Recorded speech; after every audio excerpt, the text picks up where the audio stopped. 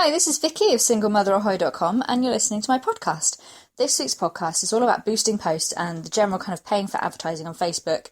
I know a lot of people who run Facebook pages tend to be of the opinion, you hear people saying a lot, oh, well, Facebook wants me to pay them to advertise, so that's why they don't show my post to anybody, because then I'll be forced to advertise. I know people say that there's no point in using Facebook if you're not going to pay to advertise, and I don't think that's correct. But I do think that boosting posts and advertising can be useful. The thing that I mentioned in a previous podcast that was all about Facebook's algorithms is that they're not penalising any of us in that respect. What they're doing is looking at what the end user wants to see on their timeline. And it's a hard pill to swallow, but it's generally true that the end user wants to see what their mates were doing at the weekend and funny pictures and videos of people falling over. They don't necessarily want to see what we're advertising. And it's down to us to try and make good quality, interesting and engaging content that people do want to see. So with that said, when you're kind of considering boosting a post, it's really worth bearing in mind. Basically, a boosted post will kind of bypass those algorithms and get your post under more noses, onto more timelines. And you can pay to do that, and that's perfectly fine. But if your post is the same old that was already being done and it wasn't getting any reach, you're still not going to get people liking it, commenting on it, sharing it. You're not going to get that interaction. So you need to really kind of target what you're going to boost in order for it to be worthwhile. So the first kind of main type of advertising that you can use is boosting a post, which is the easiest one to do. It's the one that most people do. So if you've got a post on your timeline, you can see there's a little blue box at the bottom that says boost. You can target it to whomever you choose. I usually just go with people who like my page and their friends. You can choose, their location, their age, their gender. You can choose based on their interests. I never choose based on interests purely because I set up my Facebook page years ago, and I put my interests in at that point, and I've not really changed it since. And probably in the 7 or 8 years I've had my Facebook, my interests have changed. So I tend to go by the opinion that kind of it's out of date. People's interests are going to be out of date. And I don't bother with that, but I know some people who do and they have good results. So it's really kind of playing it by ear. If you've never done a boosted post before and you want to start, I would suggest putting a really small budget into it and seeing what happens. So when you're choosing which post you're going to boost, try and look at your content and see which posts have already had a bit of interaction, which have already kind of piqued people's interests. There's no point in putting something up there if it's not already had a couple of likes and clicks, because that suggests that it really wasn't that interesting in the first place and that nobody found it interesting the first time around, if you see what I mean.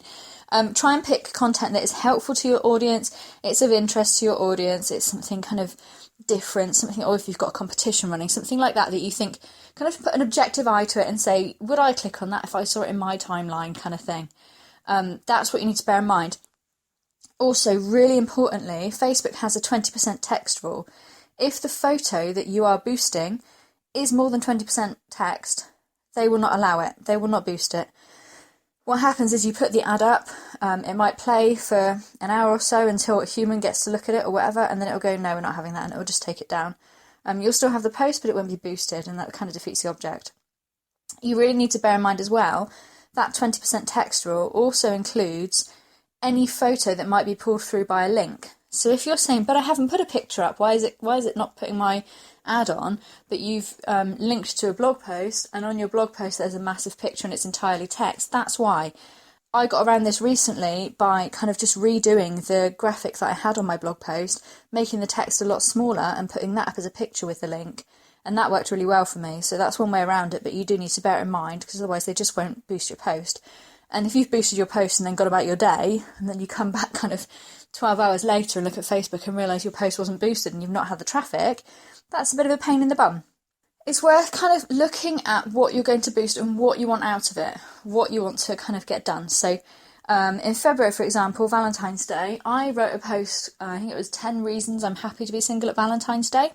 And I thought, well, I'm probably not the only person who's happy to be single on Valentine's Day, so I'll boost that and see what happens. And I've never ever boosted a post for more than £5, so it wouldn't have been more than £5 that I spent. But I got a huge amount of traffic through that because a lot of people were kind of feeling the same as me, I suppose, and it did really well. Last week, I tweeted out a post, an old post, just because I found it and thought, oh, I'd forgotten I'd written that. So I tweeted it out. Mumsnet picked it up and put it on their front page. This is a post that was from 2013. It was 2 years old. Mumsnet put it on their front page and it got a load of traffic from that. And I thought, wow, if Mumsnet likes it and Twitter likes it, chances are Facebook will like it too. So I knocked up a quick ad and boosted the post, and it did really, really well. It's now I think my third most popular post on the blog ever. Just from kind of catching, like, it was just, the tweet that I sent was purely because I had a space in the day when I usually would have tweeted and I didn't have a new post to put up, so I looked for an old one. And from watching what happened with that, I've managed to get quite a lot of traffic out of it, and hopefully some of those people will stick around. Also, when I boost a post, I tend to get at least a few page likes from it, which is then audience for next time around, for the next thing you post, your next link, and you would hope that they would stick around in the same way that you hope that your blog post you've linked them to is a bit sticky and they're going to kind of stay there and lower your bounce rate by going to a few more pages while they're there. Another thing that you can do is promoting posts, which is different from boosting. With promoting a post, you don't do it from your timeline. You go to facebook.com/ad/create and choose page post engagement. And then you can choose your post. There are different options for how much you'll pay and all that business, and different ways to set it up. And from there, you can also set up what's called a dark post, which is a post that won't appear on your timeline at all. So it won't show organically to anybody. It will only be shown through an ad. So that's, you might think, what's the point in that? But that's kind of, if you're trying out different ways of advertising or different things, and you don't want to put 3 almost identical posts on your wall at the same time, you can do one of them as post on your wall and have the other 2 as dark posts. So they don't show on your timeline or anything, but people will only see them as ads. You can really see which ones are working better for you. They're quite a handy tool, actually, those. So I hope I've kind of helped with the whole boosting posts thing. I find it really helpful. I do tend to boost posts kind of maybe one a week, 2 a month, something like that. Not a huge amount. I've never spent more than a £5. I usually do it kind of £3 over 2 days or something like that.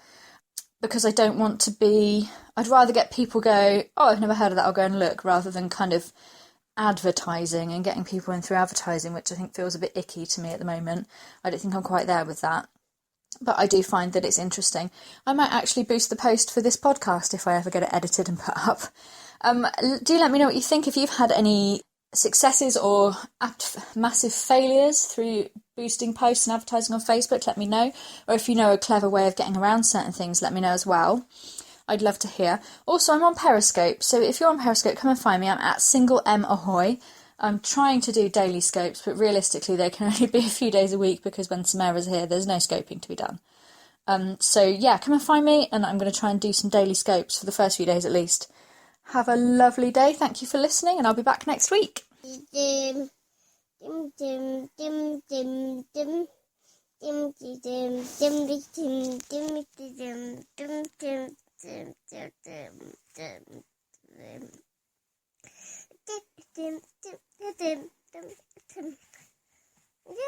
here come my feet.